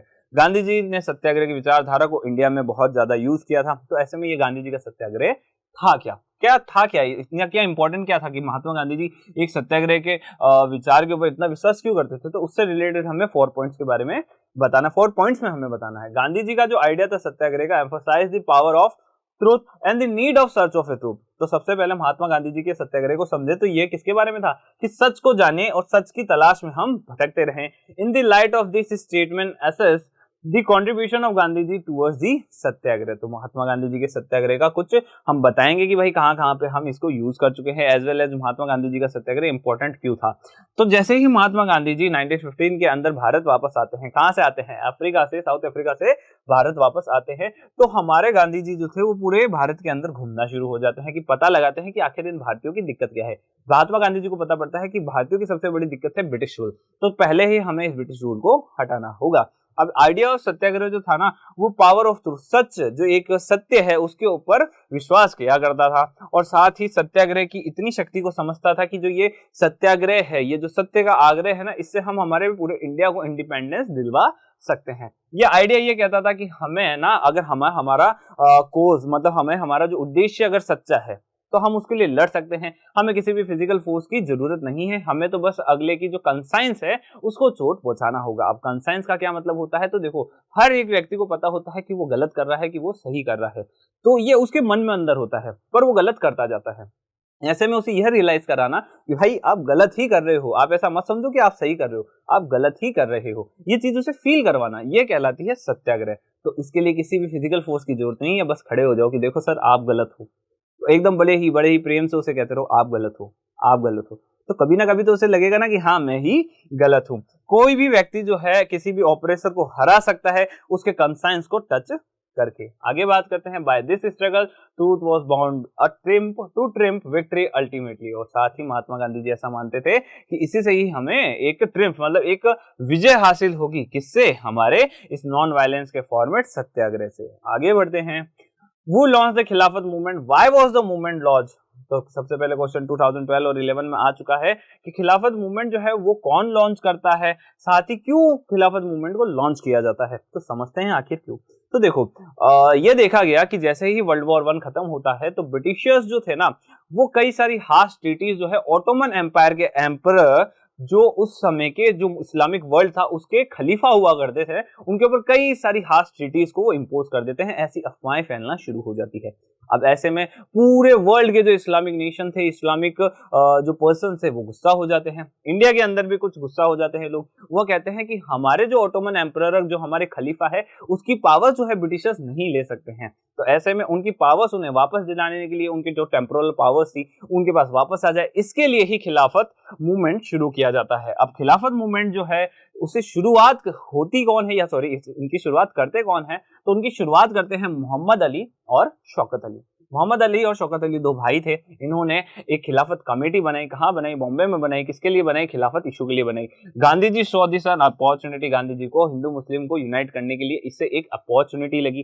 तो महात्मा गांधी जी कहते हैं कि एक काम करते हैं कि हम एक एम्ब्रेला मूवमेंट चलाते हैं। एम्ब्रेला मूवमेंट का मतलब था कि हम एक काम करते हैं, जो मुस्लिम्स का जो इशू है खिलाफत इशू, उसे भी साथ रखते हैं, और हमारा जो इशू है स्वराज का, उसे भी साथ रखते हैं, और साथ मिलकर एक मूवमेंट चलाते हैं। तो महात्मा गांधी जी ऐसा कुछ विचार लाते हैं। तो खिलाफत मूवमेंट 1919 से 1924 के अंदर चला था। पैन इस्लामिक था। पॉलिटिकल प्रोटेस्ट कैंपेन जो है वो लॉन्च किए जाते हैं मुस्लिम्स के द्वारा ब्रिटिश इंडिया के अंदर। Influence the British government and protect the Ottoman empire. साथ ही किसके लिए करा गया था? ऑटोमन एम्पायर को प्रोटेक्ट करने के लिए। और ये वाली जो स्टोरी है ना, वो मैंने आपको बता दी है। There was a fear that the power of the spiritual leader Khalifa would be curtail की। ऐसी दिक्कत आ रही थी कि जो हमारे खलीफा है उनकी पावर जो है कर्टेल कम की जा सकती है। तो ऐसे में खिलाफत कमेटी जो है बॉम्बे के अंदर 1919 के अंदर फॉर्म की जाती है। शौकत अली और वही दोनों भाई मिलके ही इस कमेटी को फॉर्म करते हैं। और ये क्यों की गई थी? ताकि जो हमारे उनके उस समय के जो खलीफा जो थे, जो उनके लीडर थे ना टर्की के ऑटोमन एम्पायर, उनको क्या करवाया जा सके? उनको पावर्स वापस दिलवाया जा सके। How did the non cooperation movement spread in cities across the country? Explain its effect on the economic front. जो नॉन कॉपरेशन मूवमेंट हमारा चला था उसका क्या वो किस तरीके से स्प्रेड होता है सिटीज में, उसके बारे में पूछा जा रहा है। एज वेल एज ये पूछ रहा है उसके क्या इफेक्ट्स रहे थे हमारे इकोनॉमिक फ्रंट के ऊपर। तो चलो देखते हैं। तो देखो, जो नॉन कॉपरेशन मूवमेंट या फिर नॉन कॉपरेशन खिलाफत मूवमेंट चलाया गया था, वो स्टार्ट होता है कांग्रेस पार्टी के द्वारा। कब होता है? जनवरी 1921 के अंदर। इसके अंदर सबसे ज्यादा जो पार्टिसिपेशन हमें देखने को मिला वो था किसके द्वारा? वो था मिडिल क्लास के द्वारा। मतलब सबसे ज्यादा पार्टिसिपेशन मिडिल क्लास ही कर रहा था। अब मिडिल क्लास कौन होती है? तो मिडिल क्लास के अंदर आते हैं स्टूडेंट्स, टीचर्स, लॉयर्स, ये सभी लोग जो है, डॉक्टर्स, इवन ये सारे मिडिल क्लास के अंदर ही आते हैं। और सबसे ज्यादा जो एक्टिवली पार्टिसिपेशन जो देखने को मिला वो भी इस मिडिल क्लास का ही हमें देखने को मिला। अब इन लोगों ने क्या किया? इन लोगों ने जो ब्रिटिश इंस्टीट्यूशंस थे उनसे निकलना शुरू कर दिया था। जो इनका प्रोफेशन था वो इन्होंने छोड़ना शुरू कर दिया था। तो ऐसे में ब्रिटिशर्स के लिए एक बहुत बड़ी समस्या खड़ी करने की ये कोशिश कर रहे थे। आगे हम देखते हैं कि डिफरेंट सिटीज के अंदर इस पूरे मूवमेंट को चलाया गया था। ब्रिटिश इंडिया के लिए सबसे ज्यादा मुसीबत ये थी कि उसके जो ऑफिसर्स थे, उसके जो लोग थे ना, वो उससे दूर होते जा रहे थे। इकोनॉमिक फ्रंट के ऊपर हम ये देखते हैं कि इकोनॉमिक इफेक्ट्स भी नॉन कॉपरेशन मूवमेंट के हमें देखने को मिले। क्या देखने को मिले? कि फॉरेन गुड्स जो थे, फॉरेन क्लोथ्स जो थे, उन्हें हम बाइकआउट कर रहे थे। उनको हम जो लिकर शॉप्स होती थी उनको हम पिकेट कर रहे थे। इससे देखने को मिला कि जो ब्रिटिश गुड का इंपोर्ट जो था ना, वो 1921 से 1922 के बीच में इतना कम हुआ कि पहले 102 करोड़ रुपीस था, वो 57 करोड़ रुपीस पे पहुंच गया था। मतलब लगभग आधा हो गया था। In many places merchants and traders, कई जगहों पे ये देखा गया कि जो मर्चेंट्स थे, जो ट्रेडर्स थे ना, उन्होंने इंपोर्ट करने से ही मना कर दिया कि हम किसी भी तरीके के फॉरेन गुड्स को ना ही तो इंपोर्ट करेंगे और ना ही हम उसे फाइनेंस करेंगे। As people declare important clothes and started to use Indian clothes, production of Indian textile mills and handlooms went up. धीरे धीरे देखा गया कि अब कपड़े की जरूरत तो थी, अब कपड़ा लाया कहां से जाए। तो हमारे लोगों ने सोचा कि क्यों ना कपड़े का प्रोडक्शन, जो टेक्सटाइल है, जो गुड्स हैं, वो हम अपने यहीं पे प्रोडक्शन उसका शुरू क्यों ना कर दे। तो हमारे इंडियन जो मील्स थे, जो इंडियन टेक्सटाइल था, इंडियन हैंडलूम था ना, उसका प्रोडक्शन जो है वो बढ़ना शुरू हो जाता है। हमारे इंडियन इंडस्ट्रीज को जो एक होता है बेनिफिट होना शुरू हो जाता है, उनको प्रॉफिट होना अच्छा स्टार्ट हो जाता है। 2016 का क्वेश्चन है, how did the civil disobedience movement came into force in various parts of the country, explain with example. Civil disobedience movement चलाया जाता है हमारी कंट्री के अंदर। तो ये पूछा गया कि किस तरीके से सिविल डिसोबीडियंस मूवमेंट जो है ना, वो शुरू होता है या फिर चलता है हमारी पूरी कंट्री के अंदर, एक्सप्लेन करना है एग्जांपल्स के साथ। तो जो गांधी जी का सॉल्ट मार्च है वो बिगनिंग होती है पूरे के पूरे हमारे सिविल डिसोबीडियंस मूवमेंट की। पूरे इंडिया के अंदर ये मूवमेंट चलाया जाता है। कई सारे डिफरेंट पार्ट्स के जो लोग थे ना, वो इसके अंदर पार्टिसिपेशन करना शुरू होते हैं। पार्टिसिपेशन कैसे शुरू होता है? तो जो लोग हैं वो जो सॉल्ट लो था उसको तोड़ना शुरू कर देते हैं। कैसे तोड़ना शुरू करते हैं? तो जहां पे भी नमक बन सकता है वहां पे वो लोग जाते हैं, नमक बनाते हैं। उस समय के अंदर अगर हम बात करते हैं तो ब्रिटिशर्स ने मोनोपोली कर रखी थी सॉल्ट के ऊपर कि कोई भी इसका प्रोडक्शन नहीं कर सकता। इसका मतलब अगर हमने प्रोडक्शन किया तो उसके लिए हमें पनिशमेंट मिल सकती थी उस समय। पर हमारे लोगों ने, मतलब गांधी जी के सॉल्ट मार्च के कारण हमारे लोगों ने अब सॉल्ट बनाना शुरू कर दिया था और ब्रिटिशर्स को बताना शुरू किया कि अब हम आपका जो रूल्स है उसे हम तोड़ने वाले हैं, अब हम आपको सिविल डिसोबीडियंस करके दिखाने वाले हैं। तो ऐसे में सॉल्ट लॉ जो है वो तोड़े गए, कई जगहों पे मैन्युफैक्चरिंग की गई, कई सारे डेमोन्स्ट्रेशन जो है फैक्ट्रीज के बाहर किए जाने लगे। आगे देखते हैं कुछ following point civil disobedience movement के किस तरीके से वो हमारे पूरी कंट्री के अंदर स्प्रेड होता है। तो सबसे पहले हम ये देखते हैं कि फॉरेन क्लोथ्स, देखो ये तो चीजें क्या है, रिपीटेड है कि फॉरेन क्लोथ्स को बॉयकॉट करेंगे, उनका ढेर लगाएंगे, उनको आग लगाएंगे, उसकी जो लिकर शॉप जो है उनको हम पिकेट करेंगे। साथ ही जो पीजेंट्स हुआ करते थे, ये नया है कुछ, पीजेंट्स जो हुआ करते थे उन्होंने चौकीदारी टैक्सेस, रेवेन्यू जो थे वो पे करने से मना कर दिया था। किस समय में तो सिविल डिसोबीडियंस मूवमेंट के समय में जो विलेज ऑफिशियल्स होते थे ना, उन्होंने अपनी पोस्ट से रिजाइन करना शुरू कर दिया था। फॉरेस्ट पीपल जो थे उन्होंने फॉरेस्ट लॉज को वायलेट करना शुरू कर दिया था। साथ ही जो रिजर्व फॉरेस्ट के लोग हुआ करते थे, जो रिजर्व फॉरेस्ट के आसपास के जो लोग हुआ करते थे, वो धीरे धीरे जंगलों में घुस रहे थे, कलेक्ट कर रहे थे, वुड्स को ग्रेज करा रहे थे अपने कैटल को। मतलब कुल मिला के यही था कि कानूनों को अब तोड़ा जा रहा था, और यही एक मोटिव भी तो था हमारे पूरे सिविल डिसोबीडियंस मूवमेंट का। आगे देखते हैं, कंट्री साइड की बात करते हैं तो कंट्री साइड के अंदर हमें एक रिच पीजन कम्युनिटीज देखने को मिलती हैं, जिसमें से एक होती है जाट्स ऑफ उत्तर प्रदेश और सेकंड होती है पाटीदास ऑफ गुजरात। ये दोनों कम्युनिटीज हमें देखने को मिलती है जिन्होंने बढ़ चढ़ के सिविल डिसोबीडियंस मूवमेंट को सपोर्ट किया था। ये इंस्पायर करते हैं अपनी ही कम्युनिटीज को, बोलते हैं कि देखो चलो ये जो है मूवमेंट ये हमारे लिए ही है, तो हमें ज्यादा से ज्यादा इसमें पार्टिसिपेशन करना चाहिए। तो कंट्री साइड में तो ये हमें देखने को मिल रहा था। जो पुअर पीजेंट्री जो थी ना, वो सोशलिस्ट जो थे, कम्युनिस्ट जो थे, उनके साथ जुड़कर कई सारे रेडिकल मूवमेंट करती हुई हमें देखने को मिल रही थी, ताकि वो अपना जो अनपेड रेंट है ना उसके लिए लड़ सके लैंडलॉर्ड से। क्योंकि लैंडलॉर्ड से जो लड़ाई इनकी थी ना, उसके लिए कांग्रेस इन्हें कभी सपोर्ट करने वाली नहीं थी। तो ये जानते हुए इसीलिए वो कम्युनिस्ट और या फिर सोशलिस्ट जो हमारे उस समय के जो ग्रुप हुआ करते थे, उनको ये लोग ज्वाइन कर रहे थे। इंडस्ट्रियलिस्ट जो थे उनमें से एक का नाम था पुरुषोत्तम दास ठाकुरदास एंड जी.डी. बिरला। इन्होंने कई सारे मूवमेंट्स को फाइनेंस किया, कई सारे मूवमेंट्स के लिए इन्होंने सपोर्ट भी किया, सिविल डिसोबीडियंस मूवमेंट को भी इन्होंने सपोर्ट किया। इन्होंने ये भी देखा कि है ना, इन्होंने एक ग्रुप भी बनाया था FICCI करके, इन्होंने ग्रुप्स वगैरह भी बनाए ताकि ज्यादा से ज्यादा जो है, जो ये मर्चेंट्स हैं, ये जो इंडस्ट्रियलिस्ट हैं, ये सब मिल के एक साथ आगे बढ़ सके। फिर देखने को मिला कि जो रेलवे वर्कर्स है, जो डॉक वर्कर्स है, माइन वर्कर्स है, छोटा नागपुर के जो ये जितने भी वर्कर्स थे ना, कई सारे लोगों ने इस पूरे के पूरे मूवमेंट के अंदर पार्टिसिपेट किया। वुमेन्स ने भी बहुत अच्छा पार्टिसिपेशन दिखाया है पूरे के पूरे सिविल डिसोबीडियंस मूवमेंट में। आगे का क्वेश्चन है, the civil disobedience movement was different from the non cooperation movement, support the statement with the example. तो ये कहा गया कि जो सिविल डिसोबीडियंस मूवमेंट था वो नॉन कोऑपरेशन मूवमेंट से अलग था। सिविल डिसोबीडियंस मूवमेंट यह कह रहा है कि सिविल का मतलब कानून, डिसोबीडियंस मतलब उनकी अवज्ञा, मतलब हमें क्या करना है, कानूनों को तोड़ना है। तो सिविल डिसोबीडियंस का मेन मोटिव क्या था, कानून तोड़ना। नॉन कोऑपरेशन का मतलब था कि हम आपको सिर्फ सपोर्ट नहीं करेंगे, पर हम उस समय किसी भी तरीके का कानून तोड़ने की बात हम नहीं कह रहे थे नॉन कोऑपरेशन के समय। पर सिविल डिसोबीडियंस के समय हमने डायरेक्टली उसे कह दिया था कि अब हम कानून तोड़ेंगे। इसके अलावा और क्या क्या डिफरेंस है, तो चलो देखते हैं।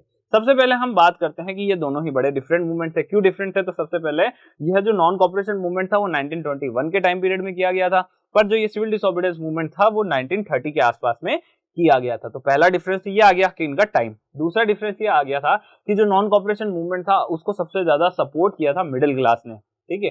पर जब हम सिविल डिसोबीडियंस मूवमेंट की बात करें तो इसको इंडस्ट्रियलिस्ट ने भी सपोर्ट किया था। आगे बात करते हैं कि जो खिलाफत इशू है वो मुस्लिम कम्युनिटी ने पार्टिसिपेट किया था खिलाफत इशू के कारण नॉन कोऑपरेशन मूवमेंट में। पर जब हम सिविल डिसोबीडियंस मूवमेंट की बात करते हैं तो हिंदू महासभा के कारण जो है वो सिविल डिसोबीडियंस मूवमेंट में ज्वाइन नहीं होते हैं। आगे बढ़ते हैं, नॉन कोऑपरेशन मूवमेंट जो होता है वो महात्मा गांधी जी विड्रॉ कर लेते हैं चोरी चोरा इंसिडेंट के बाद। पर जब हम सिविल डिसोबीडियंस मूवमेंट की बात कर लेते हैं तो वो 1931 के अंदर क्या होता है, वो भी उस तरीके से विड्रॉ कर लिया जाता है, क्योंकि महात्मा गांधी जी गांधी इरविन पैक्ट कर लेते हैं। नॉन कोऑपरेशन मूवमेंट के बाद किसी भी तरीके का पैक्ट नहीं किया गया था, पर सिविल डिसोबीडियंस मूवमेंट के बाद गांधी इरविन पैक्ट किया गया था। गांधी इरविन पैक्ट क्या था, तो देखो गांधी जी ने इरविन को कहा कि एक काम करिए, आप हमारे लीडर्स को छोड़ दीजिए, ठीक है, हमारा ये जो सॉल्ट वाला ये जो भी इशू है आप इसको दूर करिए, कोई ना कोई आप नेगोशिएट करिए। इरविन कहता है कि चलो ठीक है हम छोड़ देंगे, आप एक काम करो, आप एक बार लंदन हो जाओ, वहां पे राउंड टेबल कॉन्फ्रेंस हो रही है उसे ज्वाइन कर लो। सेकंड राउंड टेबल कॉन्फ्रेंस के अंदर महात्मा गांधी जी चले जाते हैं। यही गांधी जी का एक पूरा का पूरा पैक्ट था इरविन के साथ। आगे बात करते हैं, नॉन कोऑपरेशन मूवमेंट जो है उसमें वुमेन्स ने पार्टिसिपेट नहीं किया था। पर अगर हम बात करते हैं हमारे सिविल डिसोबीडियंस मूवमेंट की, तो सिविल डिसोबीडियंस मूवमेंट के समय देखा गया कि जो वुमेन्स थी वो घर से निकल रही थी, वो मूवमेंट को ज्यादा से ज्यादा सपोर्ट कर रही थी, ज्यादा से ज्यादा हर जगह पे वो पहुंचने की कोशिश कर रही थी जहां पे महात्मा गांधी जी अपने लाइक ना जो भी मोटिवेट करते थे लोगों को, तो वहां पे महिलाएं देखने को हमें मिल रही थी। तो जो वुमेन्स का पार्टिसिपेशन था सिविल डिसोबीडियंस मूवमेंट में वो बहुत ज्यादा हमें देखने को मिल रहा था। आगे का क्वेश्चन है Dalit participation was limited in the civil disobedience movement, examine the statement. 2013 question ये पूछ रहा है कि जो दलित का पार्टिसिपेशन है ना सिविल डिसोबीडियंस मूवमेंट में, वो बहुत कम था। आखिर ऐसा क्यों था, बहुत ही ज्यादा कम होने का कारण क्या था, तो उसको आप एग्जामिन करिए। अब पहली बात तो हम ये समझते हैं कि दलित कौन होते हैं। दलित वाला मैंने अभी आपको शायद समझा दिया है कि हमारे इंडिया के अंदर हिंदू जो कम्युनिटी है उसके अंदर हमें देखने को मिलता है हायर कास्ट हिंदूज जिसे हम सनातनीज कहते हैं, और लोअर कास्ट हिंदूज जिसे हम क्या कहते हैं, दलित कहते हैं। ये देखा गया कि जो हायर क्लास हिंदूज जो हमारे सनातनीज है वो दलित को बहुत ज्यादा परेशान करते हैं। तो ऐसे में दलित ने बोला कि अब हम ज्यादा परेशान होने वाले नहीं है, हमें हमारी प्रॉब्लम्स का सोल्यूशन अब करना होगा। तो उसके लिए हम ये देखते हैं कि वह जो है अपने ही मूवमेंट शुरू कर देते हैं, पर सिविल डिसोबीडियंस मूवमेंट में इतना पार्टिसिपेशन वो नहीं दिखाते हैं। तो सबसे पहले हम ये समझ ही चुके हैं कि दलित आखिर है कौन। अब कांग्रेस जो है वो दलित को सपोर्ट क्यों नहीं करती है, क्योंकि देखा गया कि कांग्रेस के अंदर सबसे ज्यादा कौन लोग थे, वो लोग थे हायर कास्ट जो कंजर्वेटिव जो सनातनी थे ना वो। अब अगर किसी भी तरीके से कांग्रेस जो है दलित को सपोर्ट करती तो जो हायर कास्ट सनातनी थे वो गुस्सा हो जाते। अब गुस्सा उन्हें करना नहीं था, तो इसके कारण जो है कांग्रेस जो है वो कभी भी किसी भी तरीके से जो दलित से उनको सपोर्ट नहीं करना चाहती थी। गांधी जी ने ऐसे में जो गांधी जी जो थे ना उन्होंने ये रियलाइज किया कि देखो अगर हमने दलित को बार बार हमारी ही लाइक हिंदू कम्युनिटी से ये लोग हैं और हम ही इनको बार बार पीछे धकेलते जा रहे हैं, तो ऐसे में है ना हम कितना भी कोशिश क्यों ना कर ले, कभी भी हमें 100 साल भी लग जाएंगे, पर हम है ना अगर इस अनटचेबिलिटी को नहीं हटाएंगे ना तो इससे हमें है ना कभी भी स्वतंत्रता नहीं मिलने वाली है। But many Dalit leader believed in different political solution, पर कई सारे दलित लीडर ने कुछ अलग ही सोल्यूशन देख लिए थे। अनटचेबिलिटी क्या होता है, तो जो मैंने यहाँ बोला था ना सनातनीज जो है दलित को परेशान करते हैं, परेशान अनटचेबिलिटी के थ्रू ही करते थे। मतलब उन लोगों को अनटचेबल्स माना जाता था, उन्हें कहा जाता था कि यह जो इंसान है वो लाइक है ना अनटचेबल है, इसको हम छू नहीं सकते। तो देखा जाए तो देखो बच्चों, कोई भी ह्यूमन जो है अलग नहीं है, सब एक ही बराबर के होते हैं। अनटचेबल, ये जो अनटचेबिलिटी का जो श्राप था ना उसको महात्मा गांधी जी जान चुके थे कि यह जो है हमारे देश के लिए हमेशा से सेटबैक रहा है, अभी भी हमारे देश को पीछे ही रखेगा। तो अगर हमने अनटचेबिलिटी को नहीं हटाया तो हमें आगे जाके बहुत ज्यादा दिक्कत होने वाली है। देखा गया कि जो दलित है ना उनका एक आइडिया था कि अब हमें है ना एक पॉलिटिकल सॉल्यूशन निकालना पड़ेगा, क्योंकि सोसाइटी के अंदर हमें मूवमेंट वगैरह करके देख ली कोई फायदा नहीं हो रहा, अब हमें पॉलिटिकल पावर गेन करनी पड़ेगी। पॉलिटिकली हम जब इक्वल हो जाएंगे तब हम डायरेक्टली इन सनातनी से डील कर पाएंगे। तो होता भी कुछ ऐसा ही है कि पॉलिटिकल एम्पावरमेंट के लिए वो ज्यादा से ज्यादा कोशिशें करने लग जाते हैं, खुद को ऑर्गेनाइज करने लग जाते हैं, खुद के एसोसिएशंस बनाने लग जाते हैं, डिमांड करने लग जाते हैं कि हमें जो एजुकेशन इंस्टीट्यूशन है उनमें रिजर्व सीट चाहिए, हमें सेपरेट इलेक्टोरेट भी चाहिए। दलित मेंबर्स जो है जो ओवरऑल सिस्टम है इसके अंदर सबसे ज्यादा उनके जो लीडर थे वो कौन थे, वो थे डॉक्टर भीमराव अंबेडकर। भीमराव अंबेडकर जो उनकी मांगे थी सेपरेट इलेक्टोरेट की और रिजर्वेशन की उसको उठाते हैं। पर जब हम बात करते हैं गांधी जी की, तो गांधी जी के साथ उनकी एक मुलाकात होती है पूना के अंदर, जहां पे गांधी जी उन्हें समझाते हैं कि देखिए आप अगर सेपरेट इलेक्टोरेट की मांग नहीं छोड़ेंगे तो इससे हमारा जो देश है वो पीछे ही रह जाएगा, और कभी भी हम जो है दलित को वापस से हिंदूज के साथ यूनाइट नहीं कर पाएंगे अगर उन्हें सेपरेट इलेक्टोरेट दे दिया जाता है। तो ऐसे में डॉक्टर अंबेडकर समझते हैं कि हाँ, हमें सेपरेट इलेक्टोरेट की मांग को छोड़ना होगा ताकि हम है ना हमारे देश को आगे बढ़ा सके। तो जो डॉक्टर अंबेडकर थे वो सेपरेट इलेक्टोरेट की मांग को छोड़ देते हैं और गांधी जी के साथ एक पैक्ट में आ जाते हैं। आगे बात करते हैं कि जो दलित मूवमेंट है ना वो आगे भी चलते रहे, पर उनका जो एक पार्टिसिपेशन था कांग्रेस के साथ वो हमेशा से ही कम देखने को ही हमें मिला। Thus it can be concluded that Dalit participation was limited in the civil disobedience movement। इसीलिए कहा जा सकता है कि सिविल डिसोबीडियंस मूवमेंट में दलित का पार्टिसिपेशन बहुत कम था। Nationalism spreads when people began to believe that they are all part of the same nation. जो हमारा नेशनलिज्म है वो उस समय फैलना शुरू होता है, नेशनलिज्म उस समय शुरू होता है जब लोगों को ये लगने लग जाता है कि हम सभी लोग तो एक ही हैं, हम लोगों में कोई भी डिफरेंस वाली बात तो है ही नहीं। तो ऐसी फीलिंग जब तक नहीं आएगी लोगों में, जब तक उन्हें ऐसा नहीं लगेगा कि हम लोग एक ही नेशन से जुड़े हुए हैं। तो नेशनलिज्म क्या है, नेशनलिज्म और कुछ भी नहीं है, spreads when people begin to believe that they are all part of the same nation, हम एक सेम नेशन के रहने वाले लोग हैं। Explain the major factors which promoted the sense of nationalism in Indians. तो इंडियंस के अंदर किस तरीके से ये सेंस आता है कि हमें नेशनलिज्म, हमारा ये एक नेशन है, इस नेशन से हम जुड़े हुए हैं, तो इसके बारे में पूछा गया है। तो चलो नेशनलिज्म के बारे में बात करते हैं। तो नेशनलिज्म आता है यूनाइटेड स्ट्रगल से। तो यूनाइटेड स्ट्रगल हमने कब किया, जब ब्रिटिशर्स की कई सारी पॉलिसीज से हम परेशान हो चुके थे, तो सभी लोग जो थे वो एक साथ आते हैं और वो स्ट्रगल करना शुरू होते हैं। तो उससे हमें नेशनलिज्म की भावना जो थी उसके बारे में बहुत ही ज्यादा समझने को मिला। फिर हम बात करते हैं कल्चर प्रोसेस। हमारे कई सारे कल्चर होते हैं, हमारी कई सारे हिस्ट्री जुड़ रखी है, कई सारे फोक लोर्स हमें जुड़ रखे हैं, कई सारे सॉन्ग्स, कई सारे सिंबल्स जो है ये नए नए लाए जाते हैं, या फिर जो हमारे पुराने जितने भी कल्चर हैं उनको वापस से जीवित किया जाता है, जिससे हम ये समझ सके कि हमारा कल्चर तो एक ही है। और अगर हम लोगों का कल्चर एक ही है तो इससे हम ये समझेंगे कि हाँ, पूरा का पूरा जो हमारा लोग वोग जो दिख रहा है वो सब एक ही है। तो ऐसे में लोगों को लगने लग जाएगा कि हम तो क्या है, एक ही नेशन के रहने वाले हैं। कॉमन आइडेंटिटी, तो कॉमन आइडेंटिटी आती है हमारी भारत माता की पेंटिंग से। तो भारत माता की जो पेंटिंग थी वो हमें बताती है कि यह जो है हमारी भारत माता है, और इन भारत माता के लिए हम सभी लोगों को काम करना है। हमारा कास्ट अलग हो सकता है, हम लोगों का कल्चर अलग हो सकता है, पर हमारा जो नेशन है उनका जो आइडेंटिटी है वो कौन है, वो है भारत माता। और भारत माता के लिए ही हमें लड़ना होगा। तो ये भी लोगों को इंस्पायर करता है। साथ ही साथ जो आइडेंटिफाई जो थी मदरलैंड की, तो ये हमें सामने देखने को मिलती है, और जो लोग हैं वो एक दूसरे को इक्वली समझने लग जाते हैं। Revival of the Indian folklore, Gandhi ji का भी मानना कहें या फिर पूरे वर्ल्ड में भी जहां पे भी हमने नेशनलिज्म फैलता हुआ देखा है, वहां पे सभी लोगों ने ये कहा कि जो ये फोकलोर्स होते हैं ना, ये जो लोक गीत होते हैं, लोक नाट्य होते हैं, इनको ज्यादा से ज्यादा प्रमोट करना चाहिए, जिससे लोगों के बीच में एक कनेक्शन जो है वो पैदा हो सके। Reviving the folklore through the folk songs legend help in promoting traditional culture and restore a sense of pride in the past history and culture. हमारी पास्ट हिस्ट्री जो है, कल्चर जो है, उसके बारे में लोगों को बताना होगा, उसे वापस लाना होगा, उसको वापस से जीवित करना होगा, ठीक है, उसको वापस से लाइफ देनी होगी।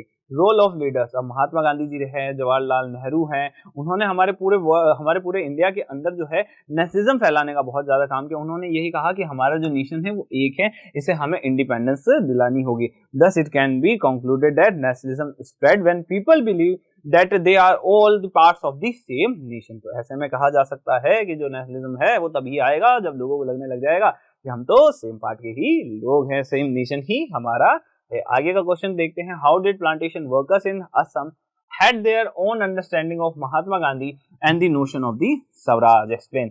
जो हमारे प्लांटेशन वर्कर्स है असम के, उनका क्या मानना था स्वराज को लेके, वो किस तरीके से समझ रहे थे स्वराज को और महात्मा गांधी जी को, ये क्वेश्चन 2019 के अंदर पूछा गया। तो देखो, प्लांटेशन वर्कर्स की सबसे बड़ी प्रॉब्लम यह थी कि उनके ऊपर एक इनलैंड इमिग्रेशन एक्ट जो था ना वो आ रखा था 1859 वाला।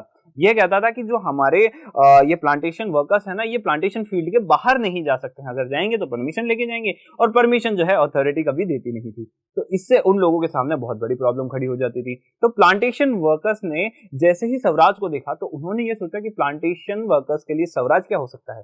तो उनके लिए स्वराज यह था कि सभी जो हमारे ये जो भी ये परमिशन वगैरह है ये सब की सब हट जाएगी, हम इजीली हमारे घर जा सकते हैं, जब हमारा मन होगा हम जा सकते हैं, जहाँ पे हमें जाने का मन होगा हम वहाँ पे जा सकते हैं, मतलब हम फ्रीली इंडिपेंडेंस के साथ आगे बढ़ सकते हैं, हमें फ्रीडम मिल जाएगी। तो देखा गया कि जो प्लांटेशन वर्कर्स के लिए असम की फ्रीडम, मतलब उनके लिए जो स्वराज था ना, उसका मतलब यही था कि right to move freely and in and out confined space in which they were include.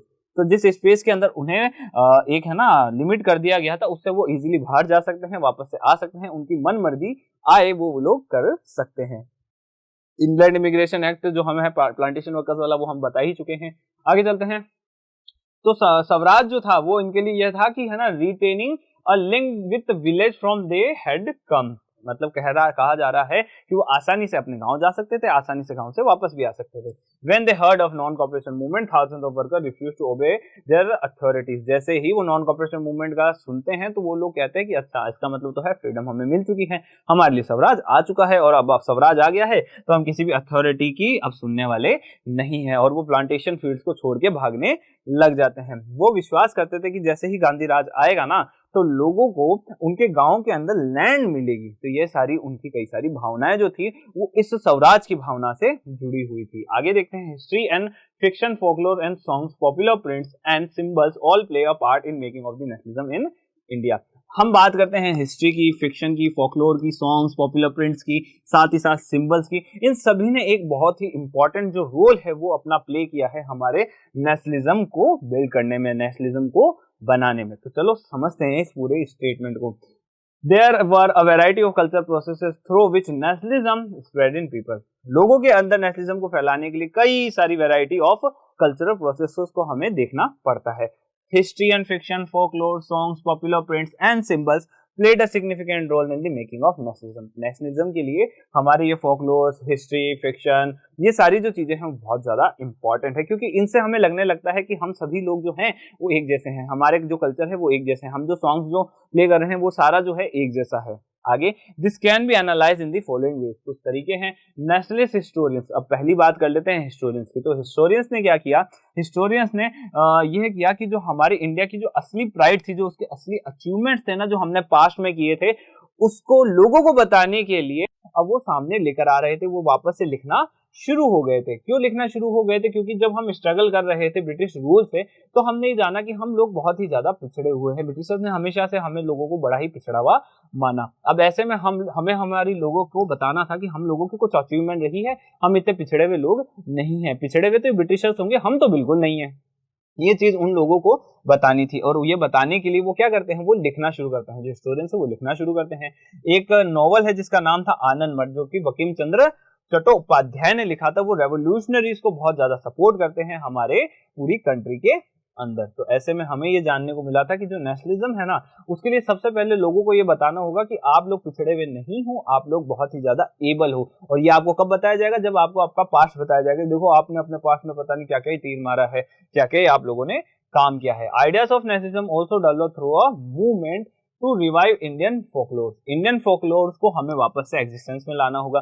Folklores होते क्या है? तो देखो, राजस्थान है, राजस्थान के अंदर हम बात करते हैं तो राजस्थान के अंदर आपने घूमर के बारे में सुना होगा, ठीक है। गुजरात के आपने गरबा के बारे में सुना होगा, ठीक है। तो ये सारी जो चीजें हैं वो एक सीमित एरिया के अंदर ज्यादा देखी जाती है। अब गरबा पूरे राजस्थान के अंदर या फिर पूरे हरियाणा, पूरे इंडिया में तो करवाया नहीं जाता। गरबा का फिक्स है, कहाँ करवाया जाएगा? गरबा अपने गुजरात का फेमस है, तो ज्यादातर लोग जो है गुजरात का गरबा जानते हैं। घूमर की बात करते हैं तो घूमर लोग राजस्थान का जानते हैं। ठीक उसी तरीके से हर एक एरिया की कुछ कुछ स्पेशलिटीज होती है, इन्हें ही हम फोक्स कहते हैं। क्या कहते हैं? इन्हें ही हम फोक कहते हैं। तो चलो समझ गए होंगे कि ये जो हमारे खुद के एरिया स्पेसिफिक कल्चर है ना, उसे ही हम फोक कहते हैं। कुछ भी हो सकता है, सॉन्ग्स हो सकते हैं, सिंबल्स हो सकते हैं, डांस हो सकता है, और कोई भी सॉन्ग वगैरह हो सकता है, ठीक है। In the late 19th century, Indian nationalist like Rabindranath Tagore and the Natesa Sastri collected folk tales, folk songs, ballads and nursery rhymes myths. तो ये सारी नई नई चीजें जो हैं वो रविंद्रनाथ टैगोर, नटेशा शास्त्री जो है वो लेके आते हैं, जो हमारे फोक में, मतलब जो हमारे लोगों के अंदर फेमस हो रखी थी, उन सभी का एक कलेक्शन बना देते हैं।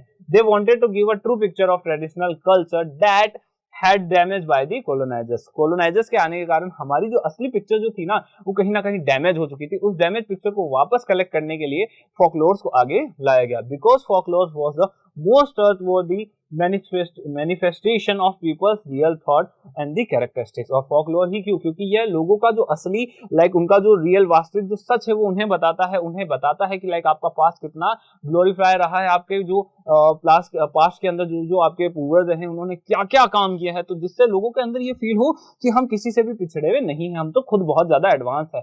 20th सेंचुरी के अंदर देखा गया कि जैसे जैसे नेशनलिज्म बड़ा, लोगों के अंदर एक आइडेंटिटी जो थी ना, वो एक जो लोगों के अंदर आइडेंटिटी थी ना, वो लोग विजुलाइज करने लगे कि हम सभी लोग किसके पार्ट हैं, हम सभी लोग भारत माता के, इस पूरे भारत के पार्ट है। तो भारत की जो रिलेशन जो उन्होंने बिल्ड किया, मतलब एक नेशनलिज्म, एक नेशन के साथ जो रिलेशन बिल्ड किया, उसके अंदर एक भारत माता का जो विजुअलाइजेशन था वो बहुत ही ज्यादा इंपॉर्टेंट था। रविंद्रनाथ टैगोर और मैनी आर्टिस्ट, मतलब कई सारे आर्टिस्ट ने प्रिंट किया भारत माता को, जो डिवोशन मदर फिगर था हम लोगों के लिए, देखा जा सकता है। एविडेंस ऑफ वंस नेशनलिज्म, जैसे कि हमने बाकी कंट्रीज में भी देखा है, जैसे हम जर्मनी की बात करते हैं तो वो भी तो एक फीमेल फिगर है, ठीक उसी तरीके से हमारे भारत में हमारी भारत माता है, ठीक है। Further Gandhi ji design Swaraj flag, Gandhi ji ने स्वराज फ्लैग डिजाइन किया। Carrying this flag holding aloft during the marches become a symbol of defiance. और जो हम मूवमेंट वगैरह कर रहे थे उस समय, जो महात्मा गांधी जी ये फ्लैग जो लेके घूम रहे थे, लोग जो लेके घूम रहे थे, उससे लोगों को ये लग रहा था कि हम क्या कर रहे हैं, ये जो सिंबल है उसे हम प्रमोट कर रहे हैं, किसका? डिफायंस का सिंबल है, इसे हम प्रमोट कर रहे हैं। Next question, why did Mahatma Gandhi start the civil disobedience movement and how did the movement unite the country. Mahatma Gandhi ji ने किस तरीके से सिविल डिसओबीडियंस मूवमेंट को शुरू किया और किस तरीके से ये सिविल डिसओबीडियंस मूवमेंट जो है हमारी पूरी कंट्री को यूनाइट करता है। गांधी जी जो है वो सिविल डिसओबीडियंस मूवमेंट शुरू करते हैं, क्यों शुरू करते हैं? क्योंकि जो लॉर्ड इरविन था, उन्होंने गांधी जी की 11 डिमांड्स को नहीं माना, उन्होंने रिफ्यूज कर दिया कि हम ऐसी कोई भी डिमांड नहीं मानते। उन एक डिमांड्स में से एक डिमांड थी सॉल्ट टैक्स की, कि हमें सॉल्ट टैक्स को हटाना होगा। पर लॉर्ड इरविन कहते हैं कि हम किसी भी तरीके से सॉल्ट टैक्स को हटाने वाले नहीं है, उनको तो पैसा मिल रहा है, वो क्यों हटाएंगे? तो ऐसे में महात्मा गांधी जी शुरू करते हैं सॉल्ट मार्च को। सॉल्ट मार्च की जो बिगिनिंग थी ना, वही बिगिनिंग थी सिविल डिसोबीडियंस मूवमेंट की। मतलब कहीं ना कहीं सॉल्ट मार्च जो था वो इसलिए किया गया था ताकि सिविल डिसोबीडियंस मूवमेंट शुरू की जाए। तो जैसे ही ये शुरू होता है तो वैसे ही लोग क्या करते हैं, different parts of the country के अंदर जो है सॉल्ट लॉज को तोड़ना शुरू कर देते हैं, जिससे जो ब्रिटिशर्स था उनको ये बताया जा सके कि अब जो है हम कानून भी तोड़ेंगे। आगे बात करते हैं, कई सारे डेमोन्स्ट्रेशन जो है फैक्ट्रीज के बाहर किए जाते हैं। आगे देखते हैं और चलते हैं। Civil disobedience movement came into force in various parts of the country and united different groups in the country. With the spread of the movement foreign clothes was boycotted and liquor shops were picketed. ये movement जैसे ही शुरू होता है, जो foreign clothes जो होते हैं उनको क्या किया जाता है, उन्हें बॉयकॉट किया जाता है, लिकर शॉप्स को पिकेट किया जाता है। पीजेंट्स जो है वो रिफ्यूज कर देते हैं कि हम किसी भी तरीके का रेवेन्यू वगैरह नहीं देने वाले, चौकीदारी वगैरह नहीं देने वाले। विलेज ऑफिसर्स जो थे उन्होंने बोल दिया कि अब हम रिजाइन करेंगे। साथ ही जो फॉरेस्ट लॉस थे वो लोगों के द्वारा तोड़े जाने लग गए थे। इन द कंट्री साइड में बात करें तो रिच कम्युनिटीज, पाटीदार वाला देख लिया था, जाट वाला अभी हमने देख लिया था। ये सब देख के ही तो हमारे हैं। पुअर पीजेंट्री की अभी हमने बात कर ली थी कि वो सोशलिस्ट जो थे, कम्युनलिस्ट जो थे ना, उनके साथ वो लोग ज्यादा इंडल्ज होने लग गए थे, क्योंकि उन्हें पता था कि कांग्रेस उनका साथ देने वाली, लैंडलॉर्ड्स के अलावा वो खड़ा होने वाली नहीं है। तो आगे देखते हैं। Industrialist led by Purushottam Das Thakur Das and GD. Birla supported the civil disobedience movement. हमने देखा ही है कि जो इंडस्ट्रियलिस्ट थे वो भी उन्हें सपोर्ट करते जा रहे थे। आगे बात कर रहे हैं कि हमारा ये वीडियो जो है वो यहीं पे खत्म हो रहा है। तो चलो आज के लिए वीडियो इतना ही। वीडियो अच्छा लगता है तो लाइक करें, वीडियो बहुत ज्यादा अच्छा लगता है तो कमेंट भी करें, और वीडियो का कोई भी पार्ट अगर आपको बहुत ज्यादा एक्साइटिंग लगता है तो वो आप कमेंट सेक्शन में हमें बता सकते हैं। Thank you.